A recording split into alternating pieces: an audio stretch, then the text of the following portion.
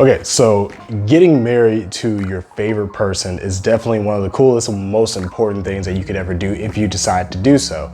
But it doesn't mean that neither you or your partner should break the bank to have the wedding of your dreams. Now, my fiance and I are both still in the wedding preparation process, but in this video, I'm gonna give you 10 things that her and I have done so far to not only help us save a lot of money, but to go under our budget and still get towards the wedding that we both dreamed of. So let's get started. So there are a few important things that you and your significant other want to do before you make your first purchase that goes towards your wedding, and that's creating a budget.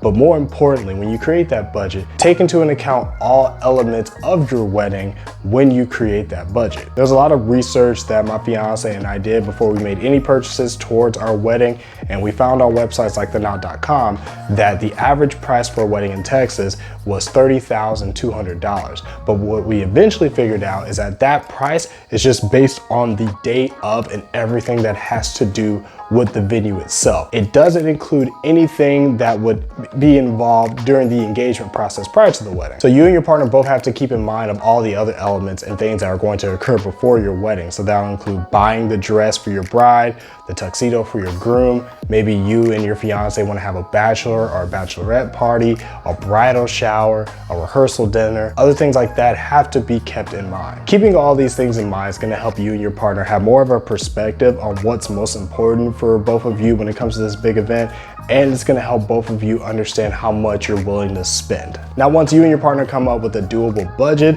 you definitely want to set up an online high yield savings account. Having an online savings account is already going to make the funds a little bit less accessible, which is really important because you shouldn't be accessing those funds super often. And when you are, that money should only be going towards things relative to your wedding. On top of that, storing your money into something that's going to make you more money, whether it's in an investment portfolio or even a high yield savings account, is literally finance 101. Companies like Ally Bank offer a high yield savings account with an APY or an annual percentage yield of over 2%, which is at least double the APY of a lot of other banks that have a high yield savings account and a lot easier to qualify for. So what this means is if you have a $30,000 budget and you and your fiance are able to put $30,000 into a high yield savings account like that, keeping that money into that account for 1 year without touching it would actually make you an additional $700. And that's not including if you and your partner decide to deposit additional money recurringly, whether it's every week or every single month. So it's definitely something you and your partner want to keep in mind, especially having your money make you more money over time. So now you've created your budget and you're starting to put money in hopefully an online high yield savings account. So more than likely the next thing you and your partner are doing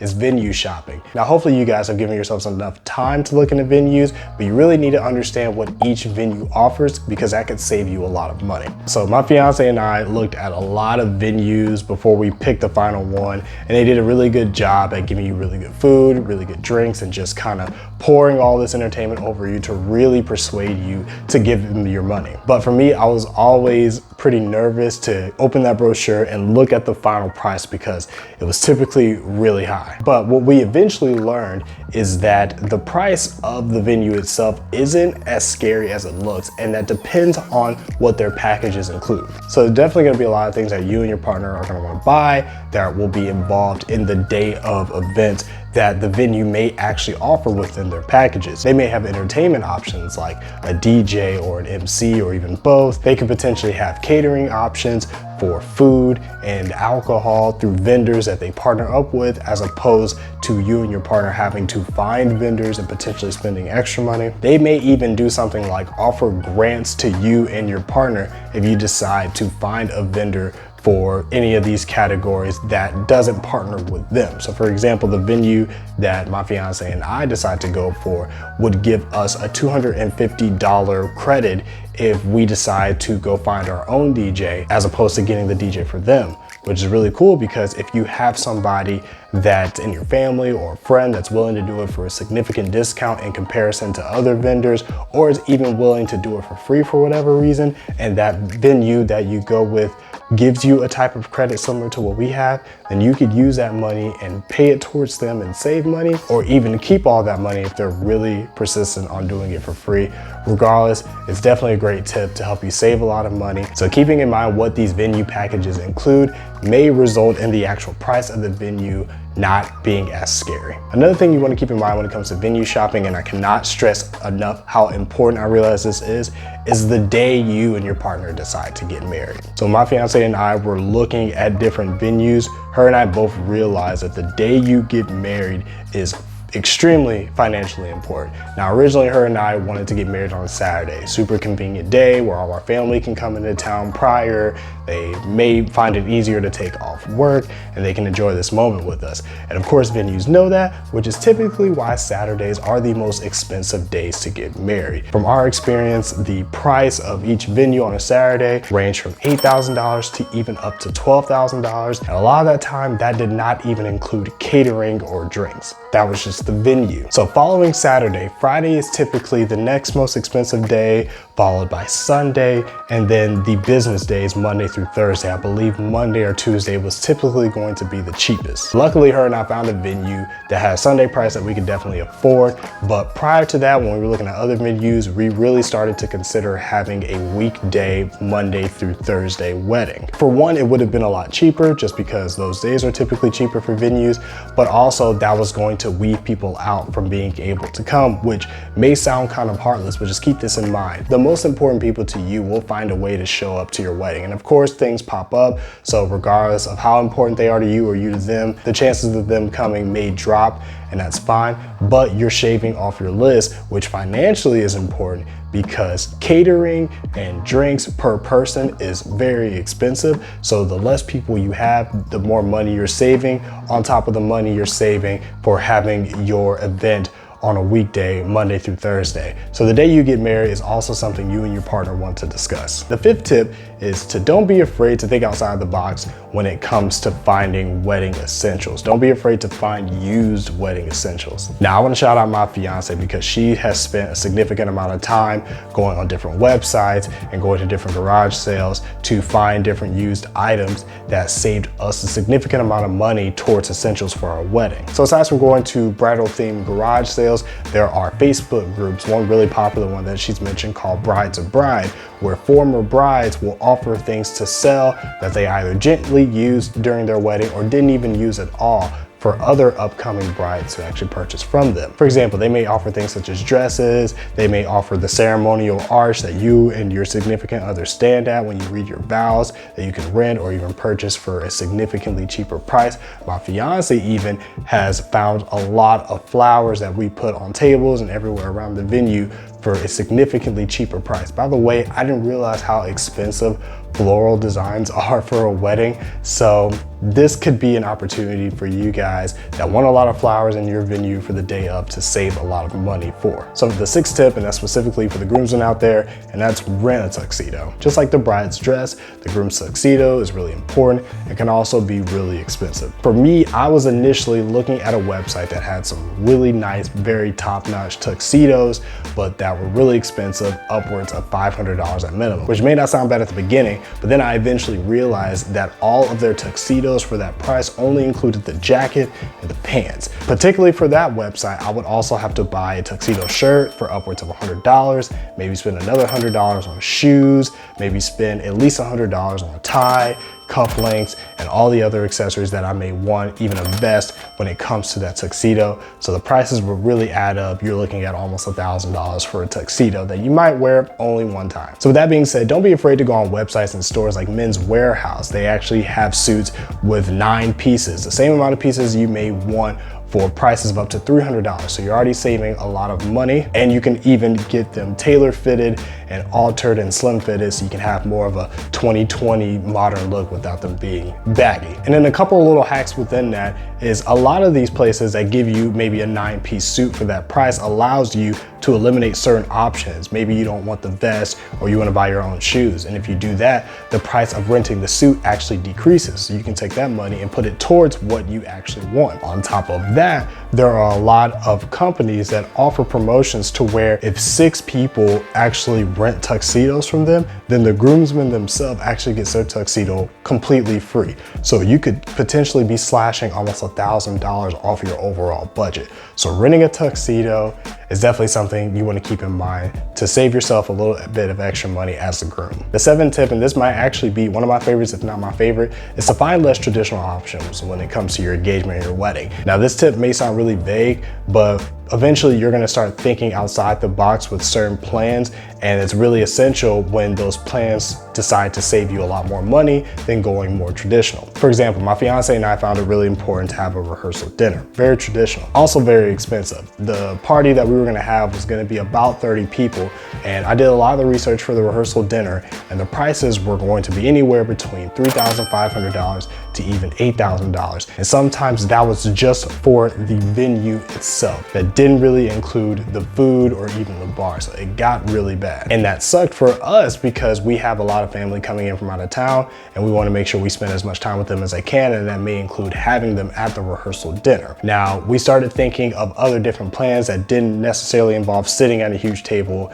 and discussing. So we eventually came up with the idea of going bowling. There is a bowling alley in the city that's really nice, and they offer a buffet style dinner with 3 to 4 hours of bowling on 4 different lanes and shoes and a cash bar. And for over 30 people, we are looking at $2,100 in total. So we slash at least $1,000 if we decide to go with the bare minimum of a rehearsal dinner. And that for us was thinking outside the box. You'll find a lot of opportunities to think outside the box when it comes to certain plans. Don't be afraid to hone into that, especially if it's going to save you and your partner a lot of money. Another thing that we learned when we did a lot of venue shopping is how expensive catering can be. So when it comes to the bar, if you can have a cash bar or at least a partial tab bar, definitely do that. So just keep this in mind. At least from our experience, the average price for food was going to be anywhere between $30 to $65, and the average price for drinks was going to be $25 to $45. So you're looking at least $55 to over $100 per person. And if you have a few hundred people,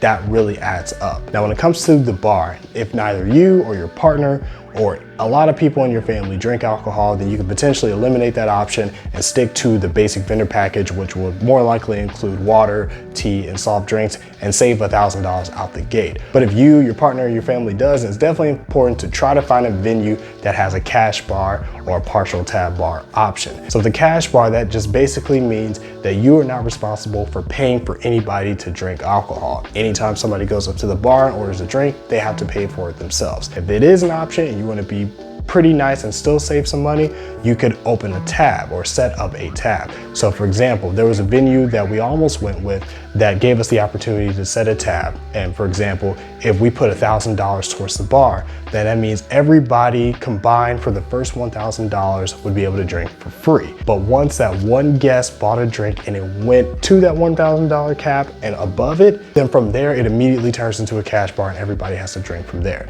So regardless, you're only spending $1,000 in comparison to how much providing alcohol can be. And if you're having a lot of people and a lot of people in your family drink, then you could potentially save a lot of money from that. The 9th tip is to create a registry filled with necessities. Now, once you and your partner get married, you'll probably be preparing to move in together if you haven't already, and potentially get an apartment or a house and fill it with things that you're going to need. And one of the nice things about getting married is that your guests will more than likely buy you a gift. And if you have a wedding registry, they're more than likely going to use that to purchase things for you. Now, it's really important to make sure that your registry includes things that are very important to you, things that you know you and your partner are going to buy once you get married. That may range from cleaning items to dishes and plates and things like that. My fiance and I made sure we kept the most important things on our registry, and a lot of registries, including on websites like The Knot, even let you create a cash fund to where people can just give you cash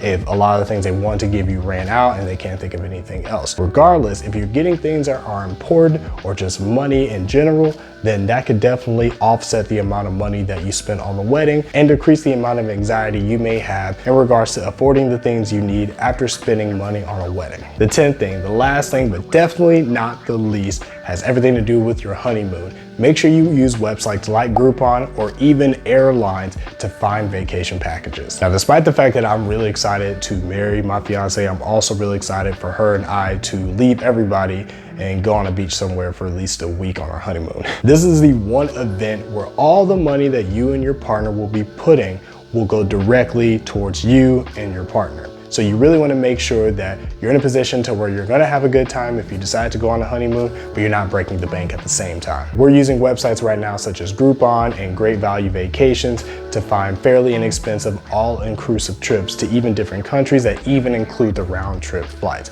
There are a few different caveats. Those websites, especially Groupon, will have these amazing promotions, but at the same time, a lot of these promotions may expire. So that's really important if there is a vacation you and your partner want to go on, but may not necessarily be able to afford it at that point in time. Also, picking the length of the trip that you want to take on these all-inclusive trips are going to be a little strict because they may only offer 3, 4, 5, 6, 8, or 10-day trips, and you may want to take a 7-day trip or an 11-day trip or a 12-day trip. So with that being said, you also want to keep in mind on looking at airline websites because a lot of them offer all-inclusive trips that include the flight and the hotel. For example, I'm currently looking at websites like Southwest, American Airlines, and Delta for their all-inclusive trips, and they have a lot of variety. And from my experience so far, and if this is something you're going to do, Southwest looks like it's going to be your cheapest bet depending on where you want to go. Delta is going to be a little bit more expensive, and American Airlines is going to be the most expensive, and that typically has to do with the actual plane itself and the luxury of it. But it's just something you want to keep in mind, and it may save you a lot of money overall. So these are the 10 tips that we are doing or currently doing. But for those of you guys that may be married already, if there's other advices that I haven't mentioned, then please leave comments below and let us know, because there's always room to save even more money. And if these tips have actually helped you, definitely leave us comments below, because that's something that I'll definitely appreciate, and especially telling my fiance, she'll definitely appreciate it as well. But I appreciate you guys taking the time to watch this video, and until next time, as always, take care.